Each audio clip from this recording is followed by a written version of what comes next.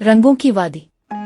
एक वक्त की बात है, एक पहाड़ी इलाके में एक खूबसूरत वादी थी जिसे सब रंगों की वादी के नाम से जानते थे। इस वादी में हर किस्म के फूल, दरख्त और परिंदे मौजूद थे। सब रंग खुशी खुशी एक दूसरे के साथ रहते थे। नीला आसमान, सब्ज दरख्त, सुर्ख फूल, पीला सूरज, सब के सब मिलकर इस वादी को जन्नत बनाते थे। एक दिन रंगों के दरमियान झगड़ा शुरू हो गया। सुर्ख रंग बोला, मैं सबसे अहम हूँ क्योंकि मैं मोहब्बत और जज्बे की अलामत हूँ। बगैर मेरे फूलों की खूबसूरती अधूरी है। सब्ज रंग ने कहा, नहीं, मैं सबसे अहम हूँ क्योंकि मैं जिंदगी की अलामत हूँ। दरख्त, पत्ते, खेत सब मेरी बदौलत है। नीला रंग बोला, तुम दोनों गलत हो, मैं सुकून और गहराई की अलामत हूँ। आसमान और समंदर मेरी वजह से खूबसूरत है। इसी तरह हर रंग अपनी बड़ाई बयान करता रहा।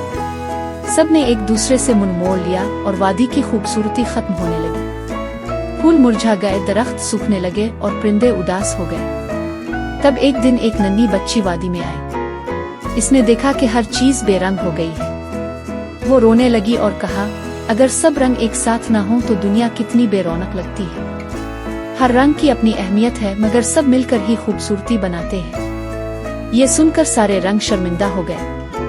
उन्होंने एक दूसरे से मुआफी मांगी और दोबारा साथ रहने का फैसला किया। जल्द ही वादी दोबारा खूबसूरत हो गई। हर तरफ रंग बखर गए और खुशियां लूट आई। इखलाकी सबक, हर फर्द की अपनी अहमियत होती है, लेकिन असल खूबसूरती तब होती है जब हम सब मिलजुल कर रहते हैं।